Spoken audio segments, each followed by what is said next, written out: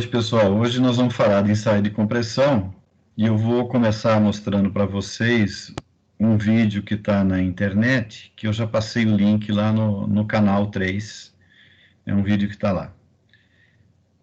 E vocês vão ver que esse é um vídeo que não é sobre um ensaio de material mecânico, é um ensaio de concreto. E por que eu estou mostrando um vídeo de um ensaio de concreto e não de um ensaio de um metal? Porque o grande uso do ensaio de compressão é para materiais cerâmicos e para concreto, especialmente concreto. E por que a gente não faz ensaio de compressão? Por que é raro se fazer ensaio de compressão em materiais metálicos? Por um motivo relativamente simples. Não sei se vocês já perceberam, vou perguntar para vocês, vamos ver se vocês já perceberam. Quando fazemos um ensaio de tração, tiramos a informação sobre uma série de parâmetros dos metais, uma série de propriedades dos metais. Mas tem uma que é a mais utilizada e talvez a mais importante. Daquilo que vocês viram de ensaio de compressão, de tração, o que vocês acham que é mais importante do que a gente aprendeu no ensaio de tração até agora? Qual daquelas características? Vamos pegar um. Deixa eu só apagar isso.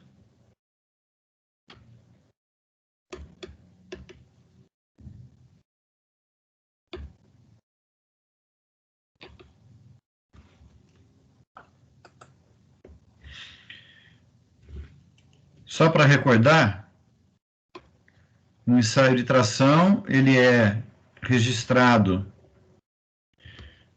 num gráfico onde a abscissa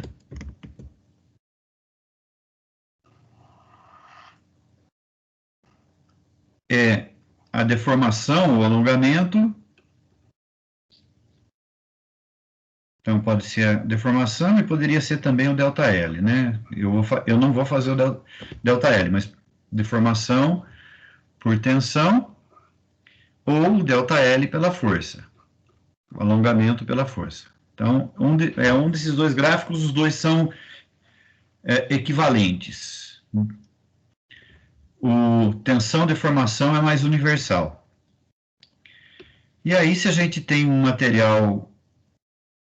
Eu vou fazer dois materiais aqui. Se a gente tem, por exemplo, um aço que apresenta o alongamento bem visível, a gente tem uma curva desse tipo.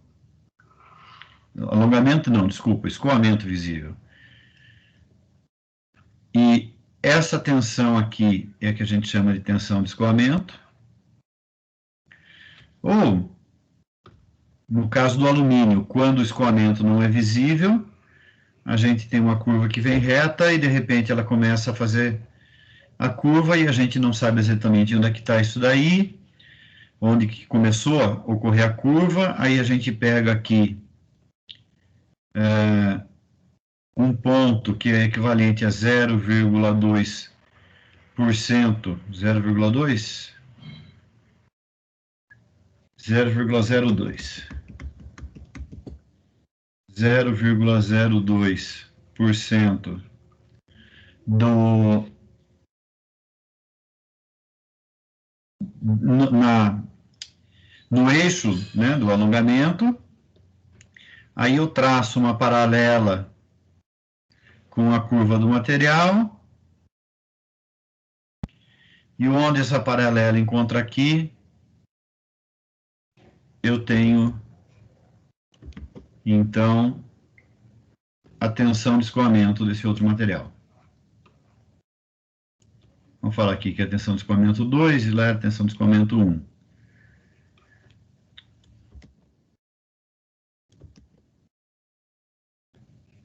Então, esse é o material 1, um aço, e esse é o material 2, um alumínio.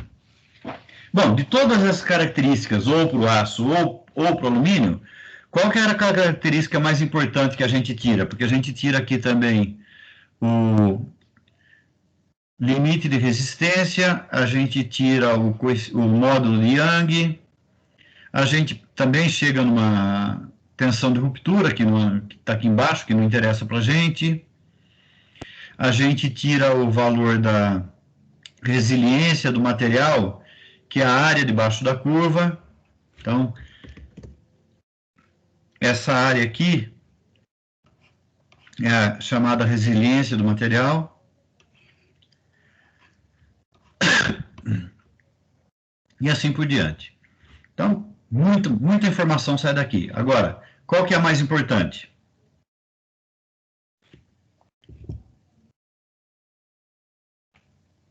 Evelyn, qual que é a informação mais importante no ensaio de tração?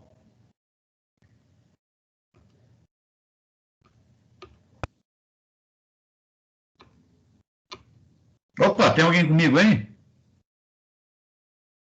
Fiz uma pergunta, ninguém responde? Tem sim. Pelo menos dá um chute aí. Qual que é a informação mais importante? O ponto de ruptura dela? Não, o ponto de ruptura é bem pouco importante, que é esse daqui. Essas informações são interessantes a gente discutir para vocês memorizarem. Ó, esse cara aqui não representa nada, ou esse daqui.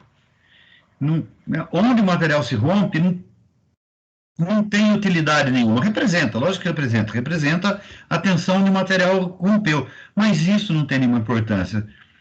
O que tem importância aqui é a força máxima, a tensão máxima, tensão de escoamento e o módulo de Young, e tem outras informações aí que a gente usa menos.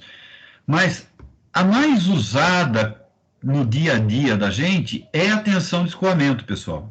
Esse cara aqui é a característica mais importante do material quando a gente está fazendo um ensaio de tração.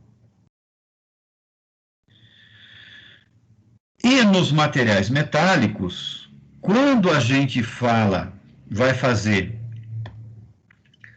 um ensaio de compressão, então a gente tem uma tensão de escoamento, que eu vou chamar aqui de 1, é a tensão de escoamento na tração.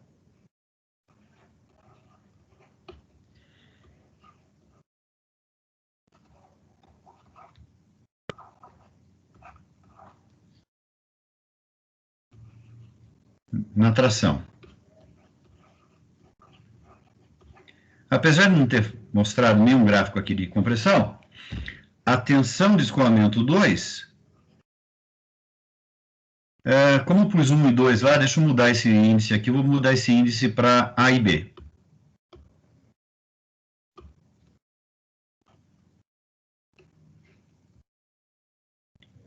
Deixa eu só verificar uma coisa aqui, já volto para lá já. Professor, Oi. a Evelyn avisou que ela tá sem microfone, por isso que ela não respondeu. Ah, tá ok. Obrigado, Evelyn.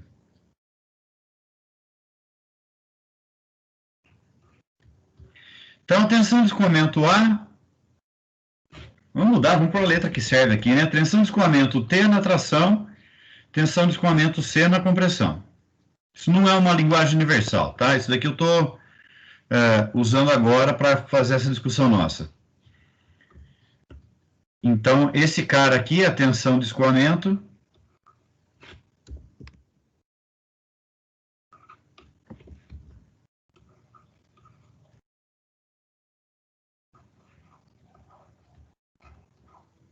na compressão.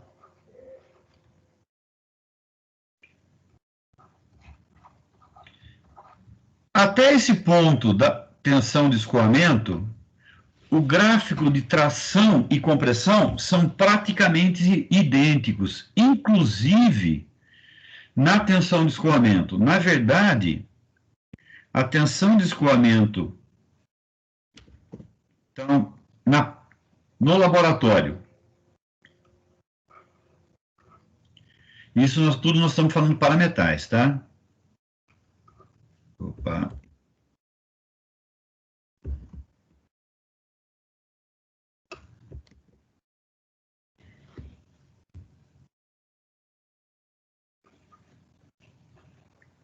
No laboratório, a tensão de escoamento na compressão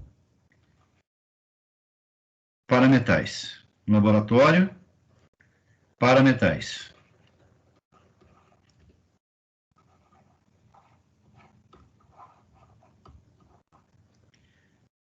É ligeiramente maior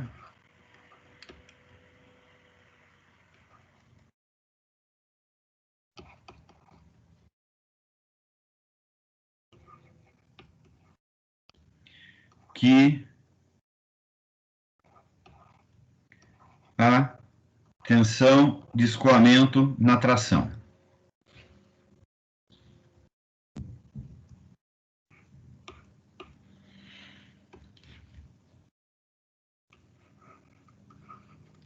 Na prática,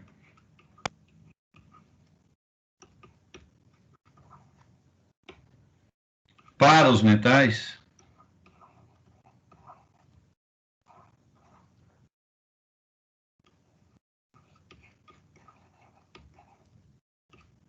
trabalhamos com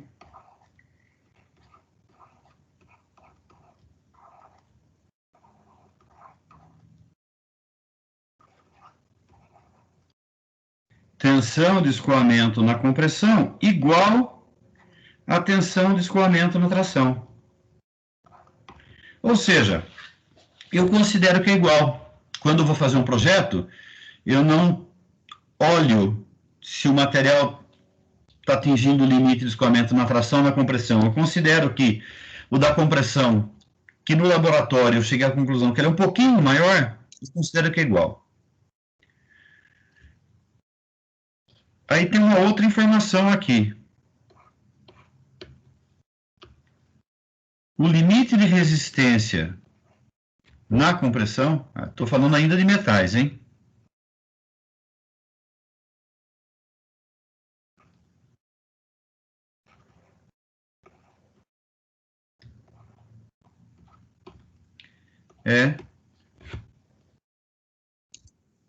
Deixa eu até escrever aqui, para os metais,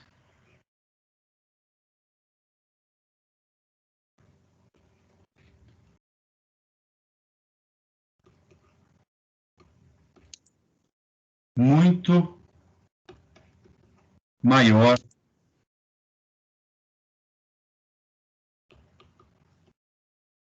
que na tração.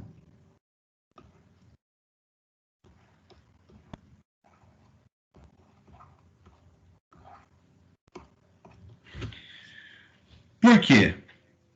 Se vocês assistiram o ensaio de tração, vocês viram que depois de eu alongar um pouco, tipo 30%, mais ou menos, 40%, dependendo do material, o material se rompe. Na compressão, não. Às vezes eu vou apertando, apertando, apertando e o material não se rompe.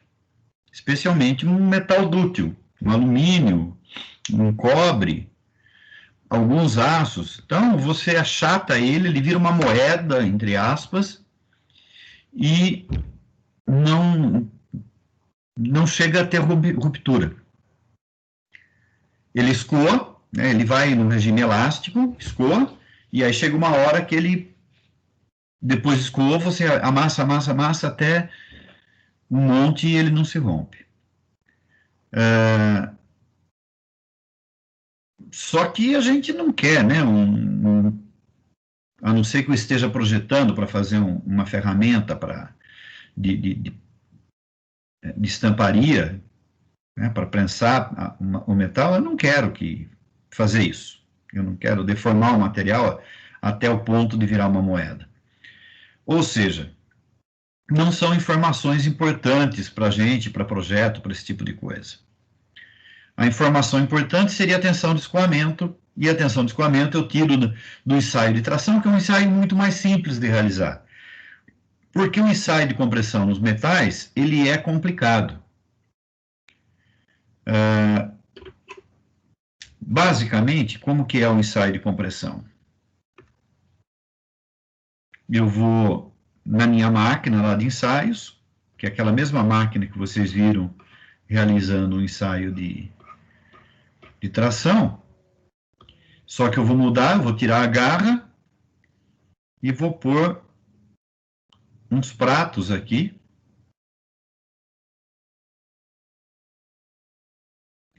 No meio eu vou pôr meu corpo de prova.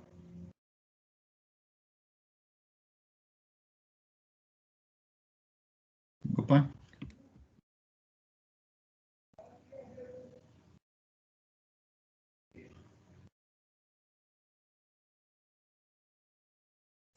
E vou pressionar esse cara.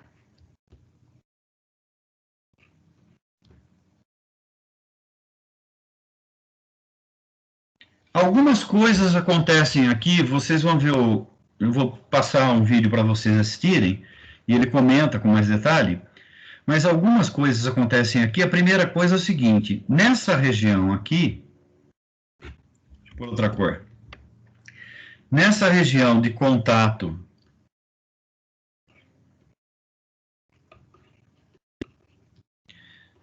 CP com máquina, todo mundo sabe o que é CP?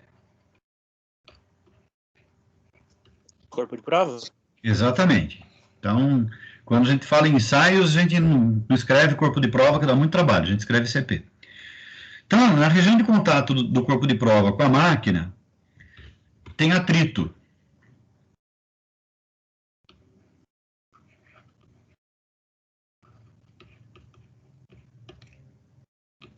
Durante o teste.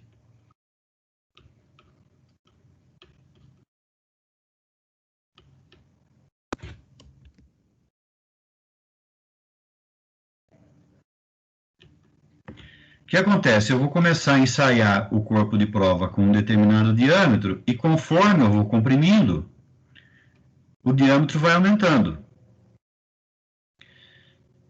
Só que, quando eu quero que ele faça o círculo, ele não faz, né? Agora fez. Então, o diâmetro vai aumentando. Só que, nesse aumento de diâmetro que vai ocorrendo, aqui eu exagerei muito, obviamente, eu tenho uma pressão nessa região aqui, uma tensão, uma pressão mesmo, muito grande, né? Uma força normal muito grande. Então, para esse material escorregar, para aumentar o diâmetro, ele encontra uma resistência muito grande. Para evitar isso, a gente lubrifica. Normalmente a gente aplica uma graxa aí, ou vaselina. Até óleo pode ser, mas a gente evita lubrificante líquido porque faz mais sujeira ainda do que a graxa. Isso melhora um pouco, mas não resolve. E aí você vai ver, depois que o teste foi executado, o corpo de prova não vai ser mais um cilindro, ele vai virar um barrilzinho. E um dos motivos dele virar um barrilzinho é por causa do atrito que surgiu nas pontas aqui. Então, esse é um primeiro problema do ensaio de tração. Um segundo problema mais grave do que esse, às vezes acontece, você não mantém o paralelo entre as garras, né? Então, problema.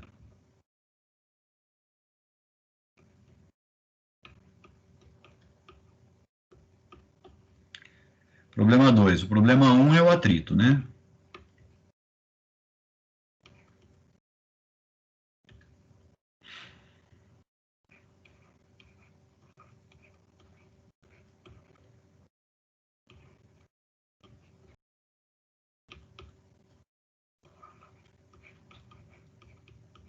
A gente tenta minimizar utilizando o lubrificante, o problema 1. O problema 2 é falta de paralelo entre as garras ou no corpo de prova.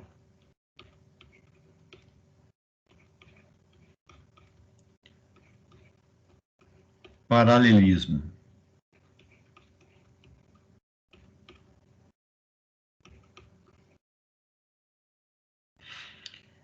entre as garras, o que é mais raro, né, mas pode ocorrer.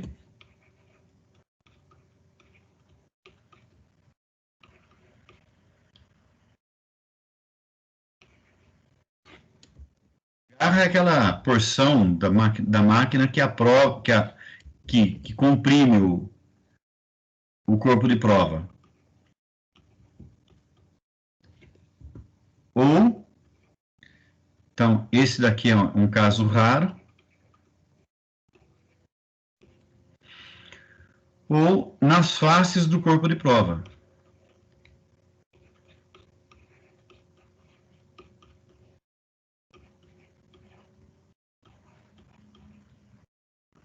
Menos raro. Professor, Oi. a falta de paralelismo entre as garras é o raro. E entre as faces é o menos raro. Isso. Foi o que eu escrevi aqui. Não está dando para ler aí, não?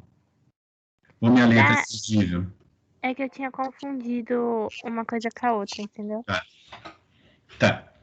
Então é isso. Entre as garras é raro acontecer, normalmente a máquina é bem mantida e tal. E o que acontece aí, você tem o problema que surge, e esse é mais comum, depois do ensaio, o teu corpo de prova vai estar assim, ó.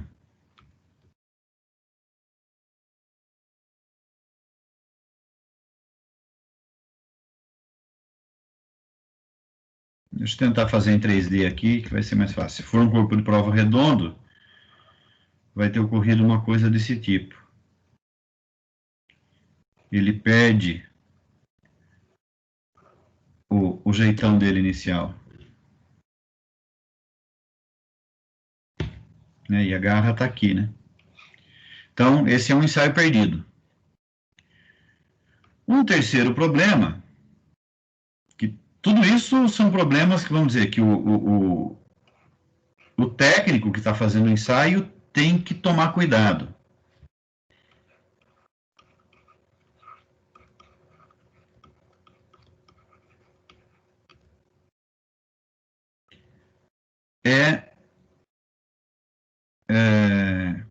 Corpo de prova fora do centro da máquina. Vou pôr fora do centro das garras.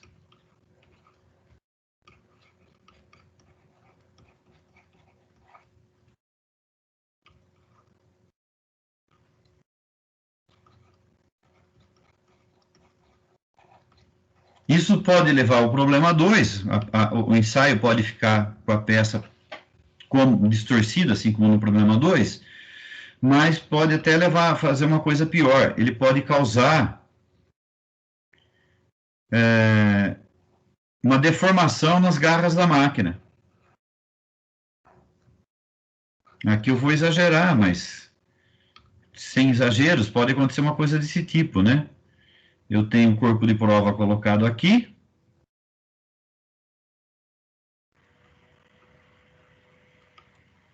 E o centro das garras está aqui.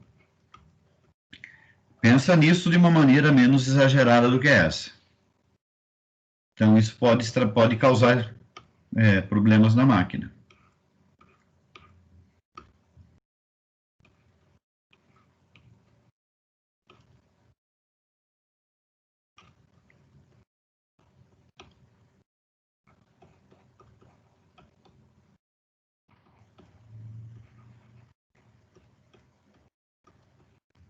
Então, vocês estão vendo, quando eu fui falar do ensaio de tração, eu não falei nada de problema, de uma série de problemas, né? E no ensaio de compressão tem tudo isso, e a informação mais importante que eu vou tirar é a mesma informação, se eu estiver trabalhando com metal, a mesma informação que eu tiro no ensaio de tração, que é um ensaio muito mais tranquilo, muito mais seguro, com muito mais informações e com outras coisas. Agora, tem uma coisa que não tem jeito, o ensaio tem que ser ensaio de compressão, de alguma coisa que está no dia a dia da gente. Vocês já alguma vez caminhando pela cidade, encontraram, às vezes a gente vê em jardim público ou jardim de casa, em canto de estrada, uma muretinha de contenção feita com um monte de cilindro, um monte de cilindrinho de concreto, tudo empilhado um do lado do outro, assim, para fazer cercar jardim ou fazer murinho de contenção, coisa do tipo? Sim. Vocês sabem Já, o que é aquilo? professor. Vocês sabem o que é aquilo? Quem já viu sabe o que é? O professor, eu sei, mas é porque o senhor me contou, então Prova de concreto, né? Isso é café com leite, né? vou manter o segredo. Então, aquilo é um corpo de prova do ensaio de compressão de concreto. E esse é o ensaio de compressão do concreto por excelência. O concreto tem uma boa, do ponto de vista de construção civil, uma excelente resistência à compressão e uma péssima resistência à tração. Então, o concreto é testado à compressão. Esse é o teste que se faz no concreto. E normalmente, especialmente quando você faz obras maiores, né, obras onde a segurança seja, o risco à segurança seja grande, uma ponte, por exemplo, ou mesmo a parte estrutural de uma residência que não vai ter uma parede que contribua para a estrutura da casa, todo lote de concreto são tirados alguns corpos de prova. Normalmente, logo após a cura, é feito o teste de 1 ou 2, e os outros corpos de prova são guardados até um certo tempo após a utilização do concreto. Passado esse tempo, o corpo de prova vira enfeite de jardim. Quer ver? Vamos ver se a gente acha alguma muretinha aqui.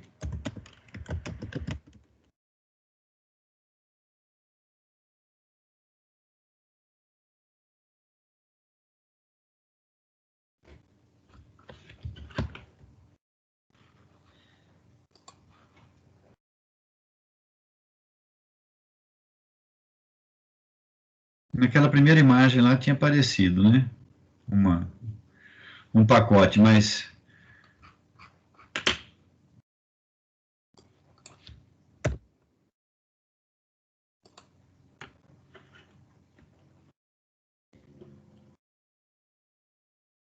tá aqui, são esses caras aqui, tá vendo?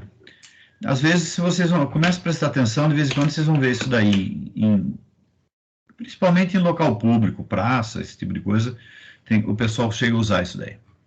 Porque nem todos os corpos de prova são testados, então aqueles que sobram o pessoal usa para isso. Na internet tem alguns ensaios de corpos de prova de compressão. Esse daqui foi o que eu achei melhor, e eu coloquei na área de vocês aqui, antes da aula, tá vendo? Eu vou passar uma parte dele, depois eu vou pedir para vocês assistirem inteiro, o cara falando tudo e tal. Deixa eu ver se eu consigo mostrar aqui as partes que eu considero mais importantes, apesar que não é muito longo, 9 minutos, nós temos tempo ainda. Vamos botar ele para rodar aqui, então. Ah, peraí, agora tem que compartilhar com o som, senão vocês não vão ouvir o som. Se começar a ficar muito ruim a transmissão, vocês me falam, daí vocês assistem cada um por si, tá ok? Eu vou parar o compartilhamento, depois vou compartilhar com o som.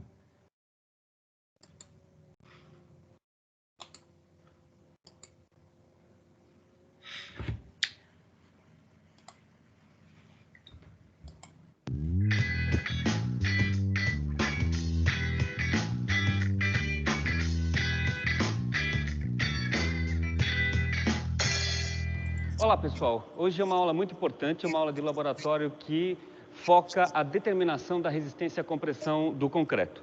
Esse é um ensaio padrão, um ensaio normalizado, que vai ser muito importante, tanto para os estudos prévios de dosagem, como para o próprio controle de qualidade do concreto. Tá legal, pessoal? Tá muito ruim a transmissão? Não, tá bom, professor. Beleza, então vou continuar. Então, como foi visto na aula anterior de dosagem, nós produzimos copos de prova de diferentes concretos para estabelecer as curvas de dosagem, e dentro dessas curvas de dosagem, a principal é a lei de Abrams, aquela que estabelece a lei de Abrams, onde a gente correlaciona a resistência à compressão com a relação ao aguacimento. Para obter os dados da resistência à compressão, nós temos que realizar os ensaios padrão de compressão. E a aula de hoje mostra quais são os cuidados necessários para que esse ensaio seja bem realizado. Ele também é importante, como eu disse, para o controle de qualidade. Ou seja, um ensaio de determinação de resistência à compressão tem que ser bem feito, porque, caso contrário, nós corremos um grande risco de rejeitar um concreto que está adequado para a finalidade estrutural. Ou seja, nós temos que garantir que o resultado obtido esteja conforme os padrões estabelecidos.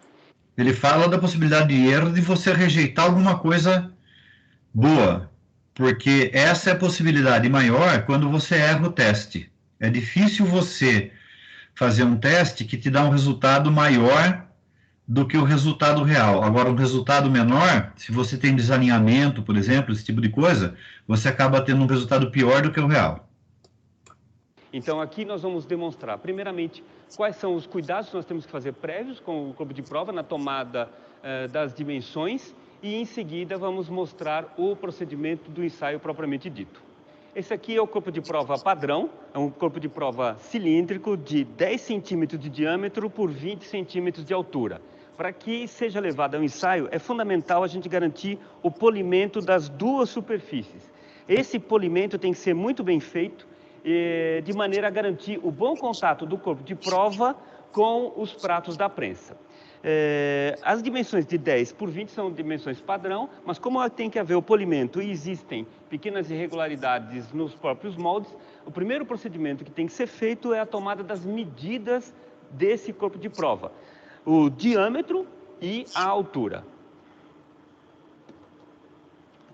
A primeira medida que nós vamos realizar é a medida do diâmetro, que é feita em duas posições ortogonais, mais ou menos na metade da altura do corpo de prova. Então, a primeira medida, anota a medida, e a segunda no sentido ortogonal. Eu vi um outro vídeo que o cara não sabia usar o paquímetro, segurou o paquímetro do jeito completamente errado. Anota o valor mensurado. A terceira medida é da altura do corpo de prova, que é verificada na relação entre os dois topos.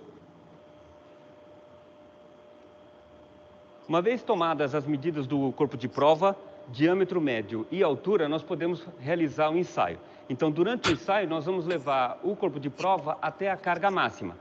A partir da carga máxima e do diâmetro médio, nós conseguimos calcular a tensão de ruptura do material, que nada mais é do que a carga dividido pela área da seção circular do corpo de prova. E se houver alguma alteração em relação à altura, existe um padrão da norma que estabelece qual que é a correção quando a gente foge da relação 2:1 de altura para diâmetro. Então, dando prosseguimento ao ensaio, o corpo de prova tem que ser posicionado na prensa, numa parte bem centralizada entre os dois pratos, para que o corpo de prova fique em perfeito contato com os pratos da prensa. Inclusive, nós temos que verificar, ao final do ensaio, se esse bom contato foi conseguido. O carregamento nessa prensa é feito de maneira automática. A prensa tem um script, tem um código que estabelece com precisão qual é a velocidade de carregamento do corpo de prova. É extremamente importante que isso seja obedecido, porque se o ensaio for feito de maneira muito rápida, nós aumentamos a carga de ruptura, e se o ensaio for feito de maneira muito lenta, nós diminuímos a carga de ruptura. Então, para garantir a precisão do ensaio, a velocidade de carregamento é fundamental.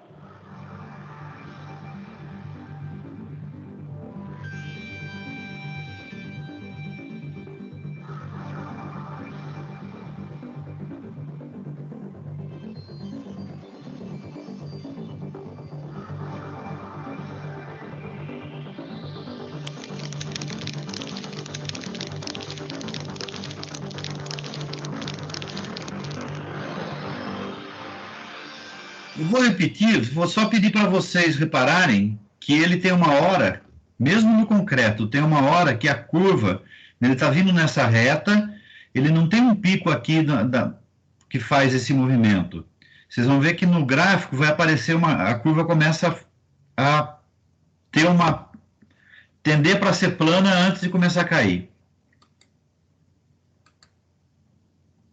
Aqui, ó, tá vendo?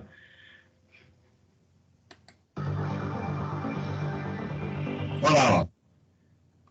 A curva, né, a reta, está começando a curvar, ou seja, ele entrou na região de escoamento. Você ainda não vê nenhum defeito no corpo de prova, mas você vê que ele já está escoando.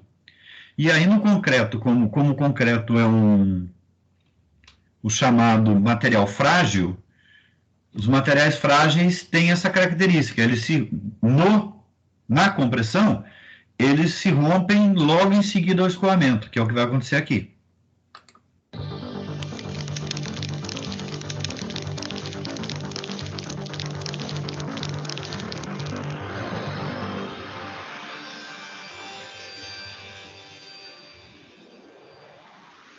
Então, esse corpo de prova mostrou o padrão típico da ruptura por compressão, que fica com essa forma de ampulheta, ou seja, um cone inferior e um cone superior, onde as tensões de salhamento foram as mais fortes que geraram a ruptura do corpo de prova. Isso que ele está falando vale para concreto, para materiais frágeis, tá? Não vale para metais.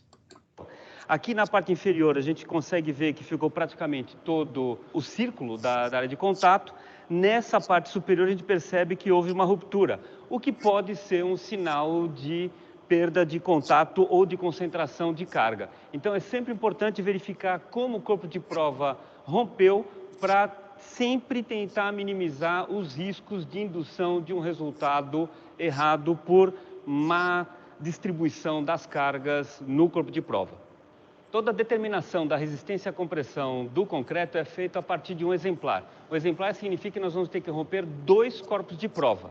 Então agora nós vamos partir para a ruptura do segundo corpo de prova, que é o gêmeo do que foi rompido anteriormente.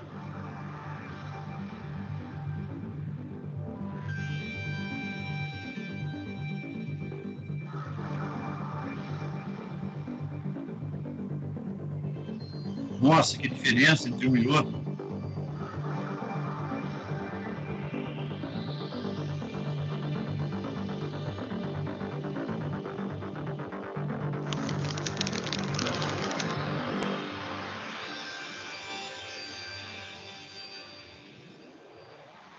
Bom, finalizamos agora a segunda ruptura e o corpo de prova apresenta o formato esperado de ampulheta com os 2 cones, o superior e o inferior, com as superfícies de ruptura por cisalhamento principal bem determinadas. Foi um resultado que eu creio melhor e a gente vai demonstrar isso apresentando os gráficos a seguir. Agora, tirando proveito que esse equipamento nos fornece as curvas de carga por deslocamento, nós podemos comparar os 2 corpos de prova que foram ensaiados anteriormente. Então aqui nós temos a primeira curva do corpo de prova que teve um probleminha de acomodação do topo com a prensa. Então a gente percebe que essa aqui é a fase inicial de acoplamento da prensa, né, de toque da prensa no corpo de prova. Aqui a parte mais linear, onde o corpo de prova é efetivamente carregado e a gente vê com uma inclinação menor do que o segundo corpo de prova. E esse primeiro acabou obtendo uma carga de ruptura menor da ordem de 137 kN, o que vai nos dar uma tensão de ruptura de 17,4 MPa, mais ou menos. Já o segundo, que teve melhor condição de acomodação, então teve essa fase inicial de contato dos pratos da prensa com o corpo de prova, depois essa fase mais linear, mais aprumada, onde mostra um bom contato e uma carga de ruptura que superou o primeiro corpo de prova. Essa segunda carga de ruptura foi de 169 kN, o que nos fornece uma tensão de ruptura de 21,4 MPa. Ou seja, nós temos uma redução de 21,4 para 17,4 MPa com 2 corpos de prova gêmeo. Basicamente, isso pode ser associado às dificuldades do contato dos corpos de prova com os pratos da prensa que não geraram uma boa distribuição dessa carga. Então, obtivemos dois valores de tensão, 21,4 e 17,4, e pela recomendação de norma, nós vamos abandonar, vamos desprezar o valor mais baixo, que é o resultado considerado mais defeituoso, e adotar o valor maior de 21,4. Então, com isso, nós temos a determinação da resistência desse concreto nessa idade de ensaio, que nesse caso foi 21,4 MPa. Esta foi a última aula de laboratório do semestre. Nós começamos com a parte de caracterização dos materiais, passamos... Bom vídeo, bem feito. Vocês encontram outros na internet, mas esse daí foi dos que eu vi o de melhor qualidade. Além disso, tem também um vídeo aqui para vocês assistirem, um material de leitura, que está aqui no próprio canal 3, na parte de arquivos, material didático. Então, aqui tem um vídeo e um PDF. Então, o vídeo deve levar uns 15 minutos, talvez menos. Se for mais, é muito pouco a mais. O PDF é curtinho, eu vou pedir para vocês lerem esse material e assistirem esse vídeo também. Quem preferir assistir direto no YouTube, em vez de assistir pelo Teams, é só vir aqui por Telecurso 2000.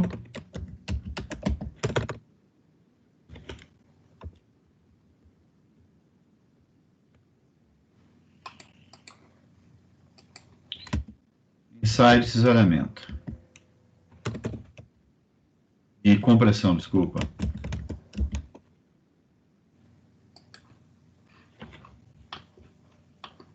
É 14 minutos o vídeo com abertura e finalização.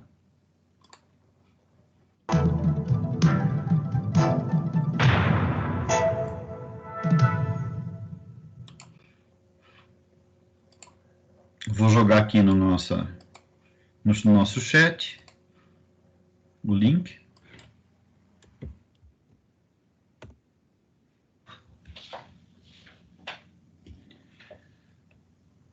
E jogar lá também. Professor, Sim. eu fiz PIBIC na Unicamp e a gente fazia esses ensaios. Em concreto? Aham, em concreto. Você fazia lá na Civil.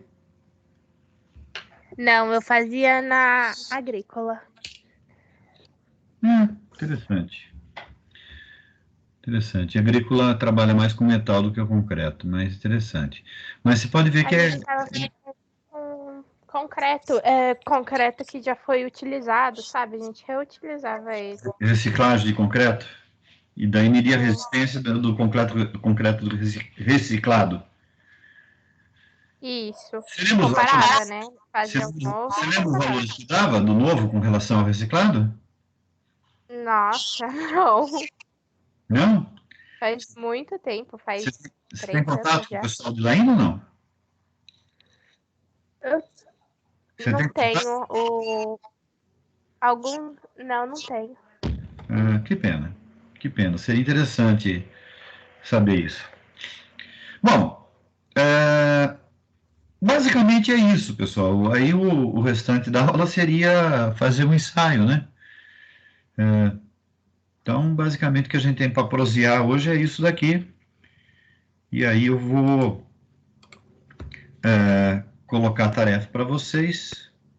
Aí vocês comemoram o Dia da Independência fazendo as lições que vocês têm para fazer. Alguém vai trabalhar no Dia da Independência? Eu. Agora deixa eu fazer uma pergunta. Por que você vai trabalhar, Bia? Professor, Por que vocês vão trabalhar? Eu vou trabalhar porque eu cumpri o feriado hoje. Ah, tá. Foi trocado, na verdade. Cláudio?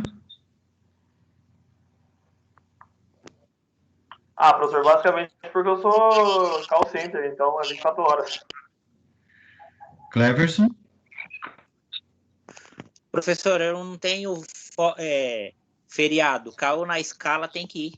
Sábado, domingo, feriado, carnaval, Entendi. É isso. Natal, Ano Novo. Onde você trabalha mesmo? Você falou já, eu vou perguntar mais 10 vezes até o final do curso, mas responde hoje para mim, por favor. Na Vilares, a gente é especializado em fazer ligas especiais. Na Vilares. É a maior usina siderúrgica de liga especial do Brasil. Eu sempre quis entrar na Vilares Metal, mas nunca deu certo. Não que tenha me impedido, mas nunca deu certo quando teve visita do pessoal que eu estudava e tal.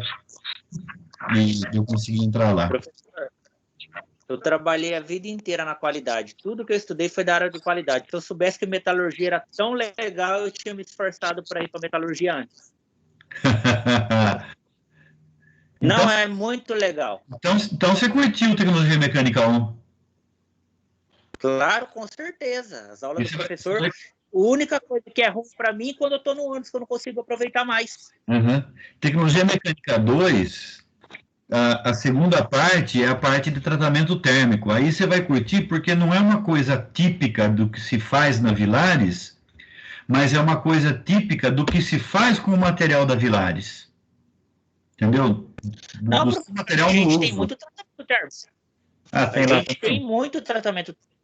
Tem muito. Pensei que o que fazia mais lá era beneficiamento e só.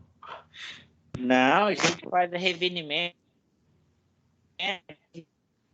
faz normalização, muito tratamento. E tem outros que eu não estou lembrando. Resfriamento a frio, forçado, óleo. Vocês fazem tratamento sub-zero lá? Esse é um tratamento Que é térmico que normalmente não apresenta, mas é você levar o material para uma temperatura negativa, tipo 20, 30 abaixo de zero, e depois deixar ele voltar para a temperatura ambiente lentamente, isso depois de têmpera, né? Você faz a têmpera, esfria, depois leva ele lá para baixo, e daí deixa ele recuperar. Isso também melhora as qualidades, de algumas qualidades dos materiais. Mas isso daí tudo vocês vão ver técnica 2. Pode ser que faça, mas eu não tenho certeza. Uhum. Então, eu acho essa parte de tecnologia mecânica muito bonita. Essa foi a área que eu... Quando eu fiz Unicamp, a Unicamp tinha 3, 4 áreas que você podia fazer mecânica, era tipo uma especialização dentro da mecânica. Então, você tinha um currículo comum, que todo mundo tinha que fazer, aí você podia pegar mais disciplinas da área que é chamada de energia e fluidos, né? Térmica e fluidos, então você trabalhar com a parte de energia e com a parte de fluidos. Tinha uma especialização que era na área de projetos mecânicos. Na época, tinha uma de ferroviária, que acabou morrendo, porque o Brasil parou de investir em ferrovia. E tinha uma que era de materiais e processos. E eu fiz essa de processos e materiais. Então, vamos dizer, dentro dessas todas, essa é a disciplina que a gente vê mais essa parte de materiais e vê mais essa parte de tratamento térmico, esse tipo de coisa. Então, é uma área que eu curto desde a época de faculdade. Eu queria fazer o técnico em metalurgia, professor, só que é muito longe, é em Limeira. Daqui para Limeira é muito longe para mim. Aí eu quis fazer mecânica, que é o que chega mais perto da metalurgia. O pessoal de metalurgia de Limeira, eu conheço um professor, que é o Edenil, que é o que faz ele dá aula de ensaios também. E ele é dono, inclusive, de uma empresa de ensaios. Ele é fantástico. O Edenil é um cara fantástico. Um dos melhores professores do Centro Paulo Souza que conheci. Conheci muito professor bom no Centro Paulo Souza. Não é que não existam, mas o Edenil é um cara, um ponto fora da curva, realmente. Você teria tido um excelente professor. Não, professor, mas não desisti de lá ainda não, porque eu fazendo mecânica, eu elimino bastante matéria lá. E daí eu quero ver se eu eliminar ensaios. Não faça isso. Se você for lá, não peça dispensa de ensaios. Não. Se for na matéria de metalurgia, eu não quero pedir dispensa, mas tem outra coisa que não é tanto da metalurgia, que daí eu posso pedir dispensa. Se não for o Edemil, o professor de ensaios, aí você pode pedir que não vai ser muito melhor que o Dimas, não. Agora, se for o Edemil, cara, você não pede, não. Faz um repeteco que você vai aprender muita coisa. Ele é muito bom. Entendi, professor. Legal. Bom, então era hoje era isso que a gente ia discutir sobre compressão. Reforço que vocês devem assistir o vídeo e ler o material, e ler o material também nosso lá do Centro Paula Souza, que está na aba geral, né? Nessa aba tem especificamente, então, o vídeo e o PDF de ensaio de compressão. Na aba geral, tem o material do Centro Paula Souza, que é o capítulo 4 do livro 1. Então, dá uma lida aqui e dá uma lida no outro material. Vocês não vão gastar mais do que 10 minutos com cada um, 15 minutos com cada um. Uma outra coisa que eu vou falar com vocês agora, que nem todo mundo vai ver, especialmente quem não está presente, é o seguinte: quando eu começar a criar muitos canais aqui, a gente já está no canal 3. A gente ainda tem ensaio de cisalhamento, ensaio de flexão e dobramento, ensaio de impacto, ensaio de fadiga. Está faltando mais um destrutivo ainda, que eu não estou lembrando qual que é. Ensaio de embutimento. Então, a gente tem mais 5 ensaios destrutivos. Depois tem ensaios visuais, ensaio por líquido penetrante, ensaio por raio-x e raio-gama e ensaio por ultrassom. 4 não destrutivos.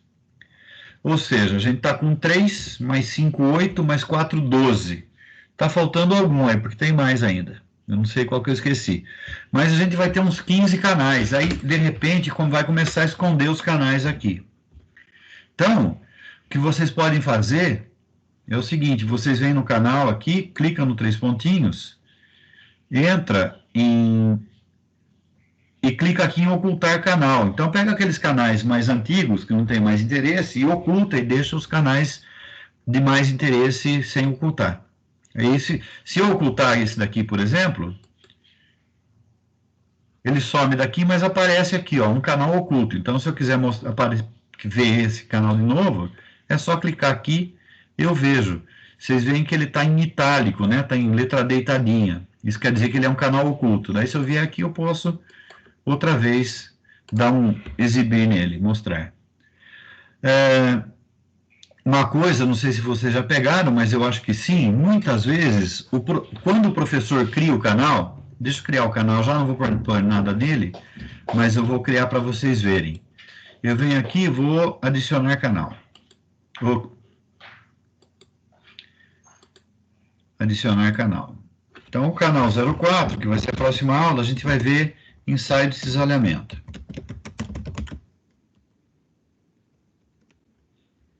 Às vezes, o professor esquece de apertar esse botãozinho aqui, tá vendo? Ó?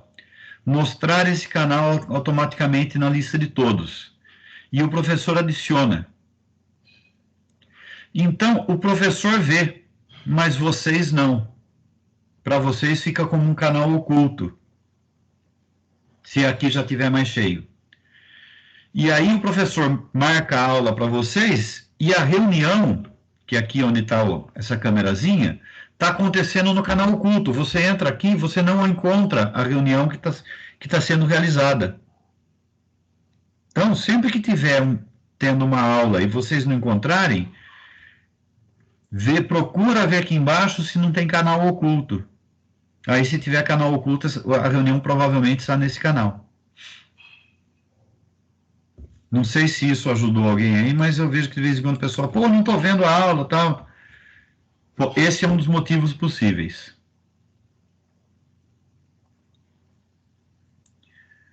Algo mais aí, pessoal?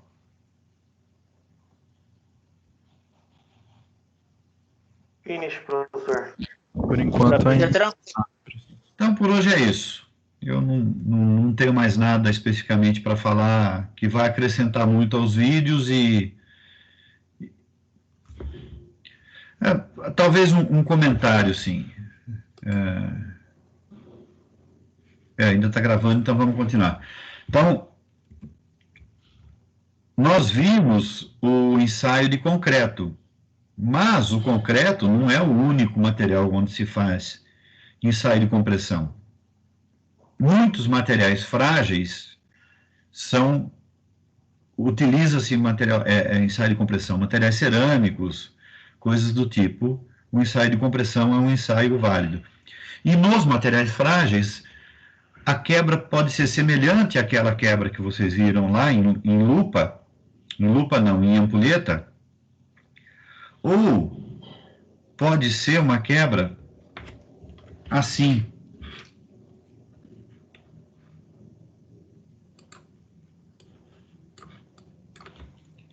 Então,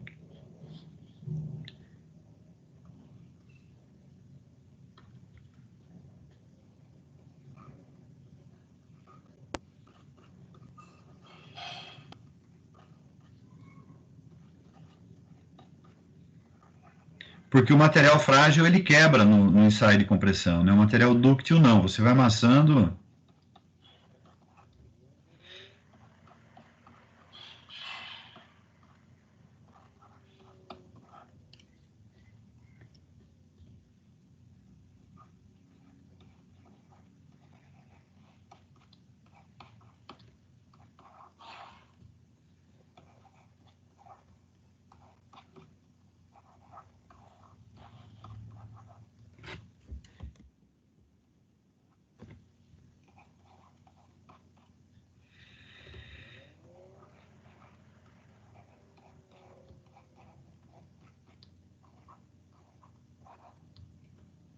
De vez em quando...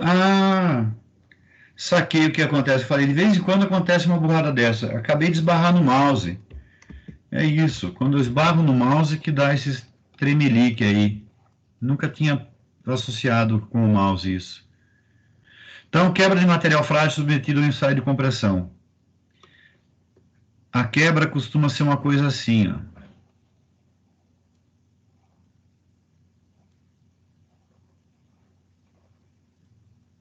Não. E não no formato de ampulheta. É muito comum nesse formato aqui, especialmente materiais que a gente trabalha na mecânica. Mesmo as cerâmicas da mecânica, eles não quebram normalmente em ampulheta. Eles quebram assim,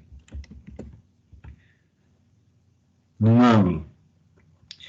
E um último comentário também sobre o ensaio de concreto, apesar de não ser nossa área, mas como a gente mostrou, é importante vocês saberem, o concreto, antes de ser testado, ele tem que passar por um período que o pessoal chama de cura ou amadurecimento. Então, você tem que pegar o concreto curado antes de fazer o ensaio. Se você deixar ele simplesmente solidificar e já for fazer um ensaio, ele vai dar um resultado muito pior do que depois que passar o tempo apropriado de cura. Existem... A gente deixava ele na água também, professor. Isso, você tem que fazer a cura na água, exatamente. Um bom concreto, especialmente o concreto que você não está usando no ensaio. Você vai fazer uma laje, vai fazer um suporte qualquer, o bom concreto você deve molhar ele até o final da cura. Existem diferentes tempos de cura, existem concretos com cura mais rápida e concretos que têm a cura mais longa. E durante todo o período de cura, você deve manter ele úmido, porque o concreto é uma espécie de reação química que vai absorvendo a água. A água vai ser incorporada pelo concreto.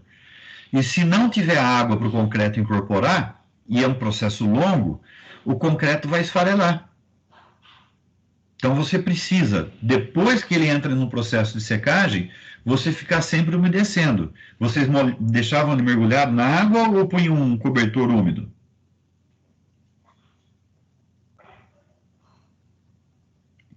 Bia? Oi? Vocês deixavam ele mergulhado na água ou punham um cobertor úmido?